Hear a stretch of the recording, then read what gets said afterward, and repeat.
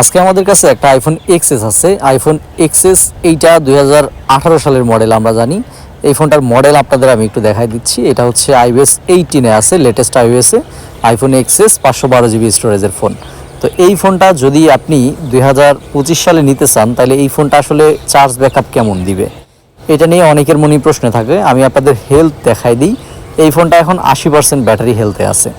80% battery health থাকা অবস্থায় আমরা যদি ব্রাস্ট মুডে ছবি নেই 600টা, তাহলে এই ফোনটা কতটুকু ব্যাকআপ দেয় আমরা একটু দেখার চেষ্টা করব। এইটা এখন 43%-এ আছে।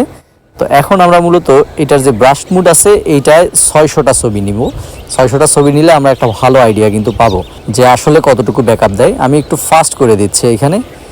এটা একটু সময় নিতে পারে 600টা ছবি, তবে আপনারা এইভাবে ধরে বাদিকে একটু স্ক্রল করে মতো ধরে রাখলে দেখবেন যে এটা ছবি উঠতেছে। আচ্ছা, 600টা ছবি ডান। তো এখন আমরা দেখবো যে আসলে কতটুকু হেলথ ড্রপ করছে বা ড্রেইন হয়েছে। এর আগে আমরা একটু ছবিটা দেখে নিই। এখানে আপনি খেয়াল করেন, এইখানে 600টা ছবি আছে। এই যে উপরে দেখেন ডান দিকে, দুঃখিত বাঁ দিকে আপনি খেয়াল করেন যে BURST ব্রাস্ট 600, এবং এইখানে দেখেন মোট 40%-এ আমরা দেখতেছি এখন কিন্তু যে ব্যাটারি চার্জ আছে চার্জটা চলে আসছে। উপরে কোনায় আপনি খেয়াল করবেন বিষয়টা।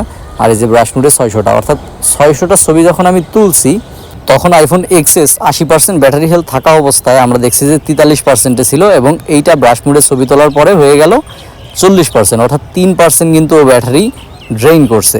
তো এই যে ব্যাটারি ড্রেইনটা আমরা দেখতেছি এইটা 80% হিসাবে ঠিক আছে। যদি 1-2% ড্রেইন করে তাহলে সবচেয়ে ভালো হয়। 3% পর্যন্ত আমি বলবো যে সেফ, কিন্তু 5% বা এর উপরে যদি হয়, এখানে দেখেন আরও 1% কিন্তু ড্রেইন করে গেছে, অর্থাৎ 4% ড্রেইন করছে। মানে এইটার কন্ডিশন খানিকটা হেনা পর্যায়ে আছে।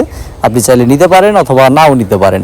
তো যদি যেটা বলতেছিলাম যে 1-2% ড্রেইন করে ওটা ঠিক আছে, তবে 5%, 6% বা এর বেশি যদি ড্রেইন করে, আপনি যেই ফোনই হোক না কেন দূরত্ব বজায় রাখেন।